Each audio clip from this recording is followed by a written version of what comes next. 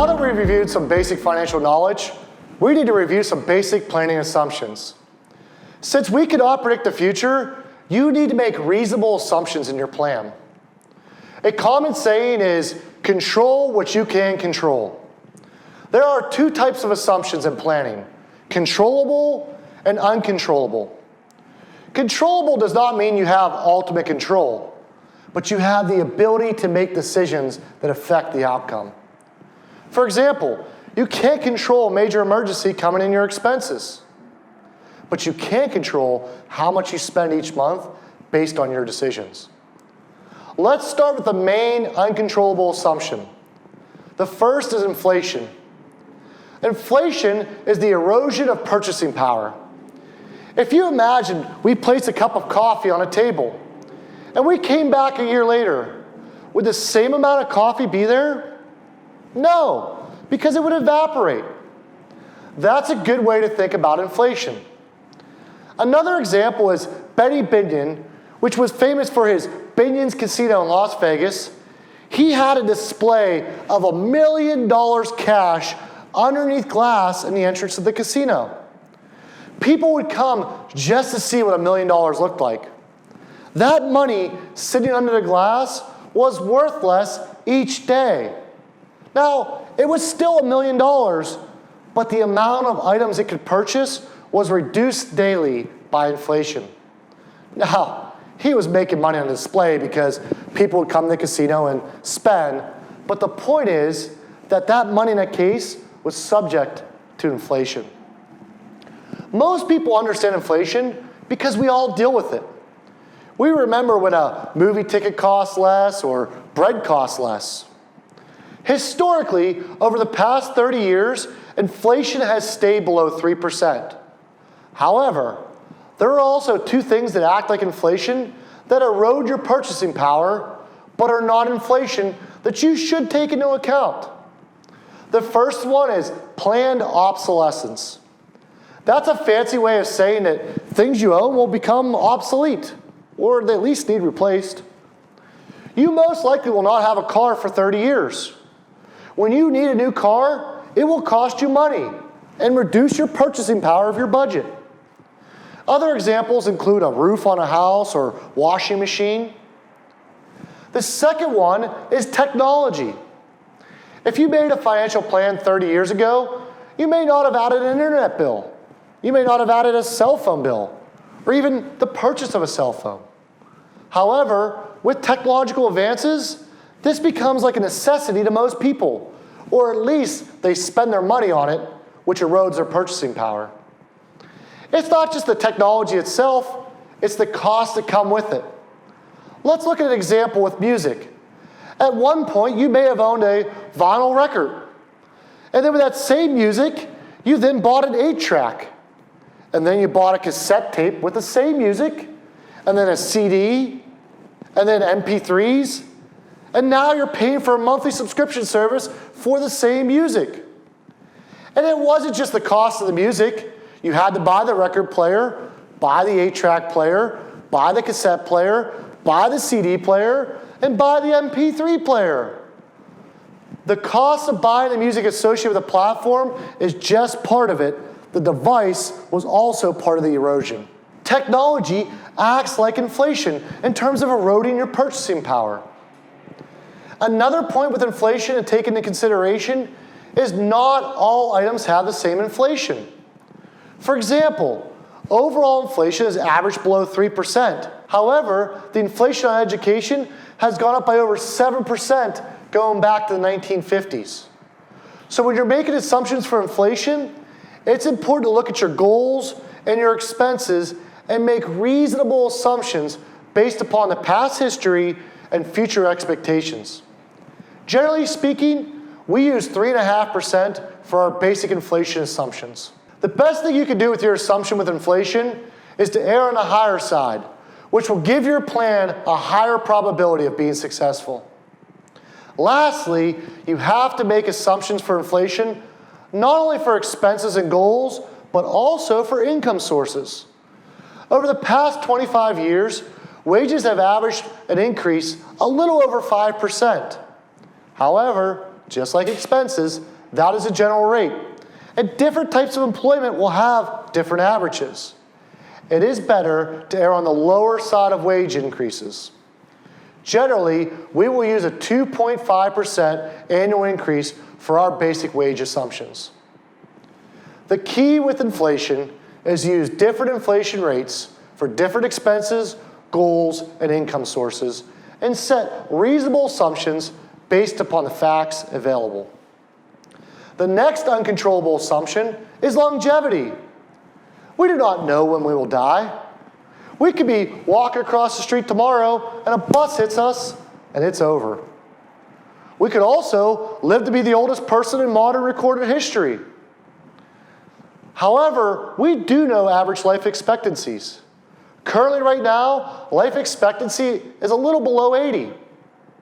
The longest anyone has lived in modern history is a lady in France that lived to be age 122. I'm not saying that you will live to be 122 years old, but with advances in medicine and healthier lifestyles, life expectancy has been increasing and can reasonably be expected to keep on that trend. It also should be noted that with a couple being 2 lives, they have a longer life expectancy than a non-couple. In other words, the chances of one of them living past 80 is greater than an individual.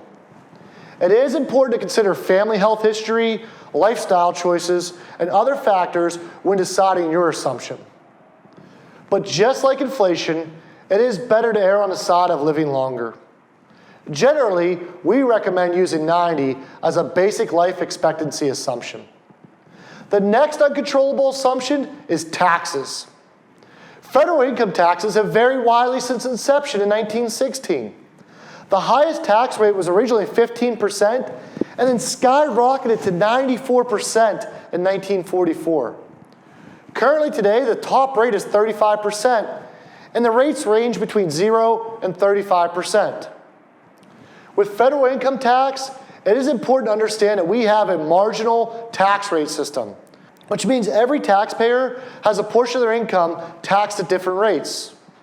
So if you're in the highest tax bracket at 35%, that doesn't mean you pay 35% of your income in taxes.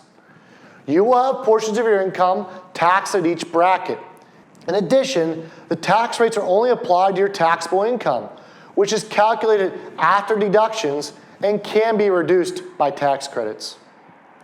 A number to look at when making your income projections is your effective tax rate. This number is the actual amount you paid in taxes divided by gross income, not taxable income. It also helps to look back at several years of taxes to get an average for yourself. You then want to use that number and take into consideration future income increases and other events in your plan that may cause your effective tax rate to go up. An example of this is with retirement. When you start taking income from different sources, you may have a lower taxable income amount. Our current federal tax rates are lower now than they have been in the past 30 years. And our federal budget is running a deficit with a large national debt. So it is reasonable to assume that tax rates will increase in the future. You also need to take into account capital gains taxes, state taxes, local taxes, and property taxes, and make reasonable assumptions on their increases. Just like with other assumptions, it's best to err with taxes being higher to increase the probability of success with your plan. The last uncontrollable assumption is return. Different investments have different return assumptions, and you will need to make a reasonable assumption at those returns. A common mistake with investment assumptions is to use an average annual rate of return and not factor in variables of return. When you are using a compounding number as an assumption, this should be lower than the average rate of return to account for the negative years or a year with lower returns. As with other assumptions, it is best to err on the lower side of returns to increase the probability of success. A general return number we use with a moderate risk, diversified investment portfolio is 6%. But this number can vary greatly depending on the type of investment and other assumptions.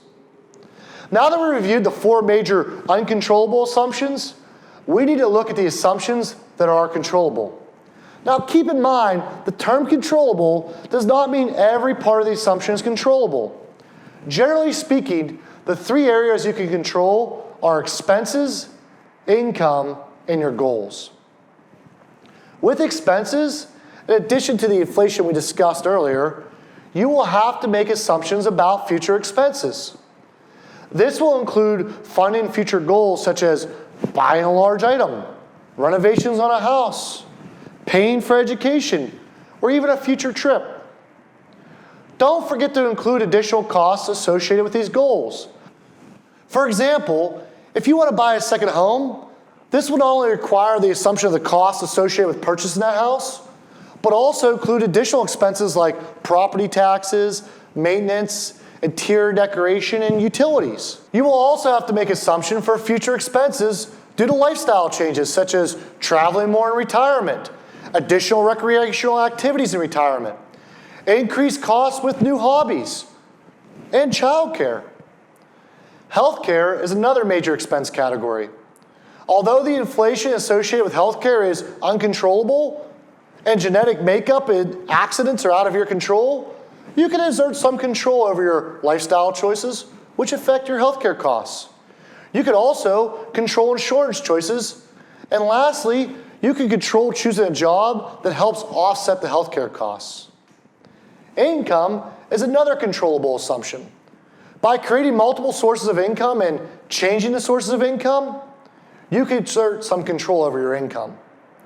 Examples include working a second job, buying rental properties, starting businesses, taking Social Security at different ages, taking pensions at different ages, and taking income from assets with different tax consequences. The last controllable expense are your goals. If your plan is not successful, you can reduce the amount of goals and the timing of your goals. For example, if you plan to retire at 55 and your plan isn't successful, you could simply increase that assumption. Maybe increase it to 65 or 70. This will help increase the probability of success. Another example is if you want to make a large purchase now, but your plan will not work. Delaying it a few years might help. The important thing to remember is you cannot predict the future. But that does not stop you from making reasonable assumptions based upon the facts you have. And you can only control so much. So focus on what you can control. Now that we've reviewed some basic education and the assumptions you will need, it's time to discuss how to start building your plan. In our next class, we will talk about how you can get started building your plan.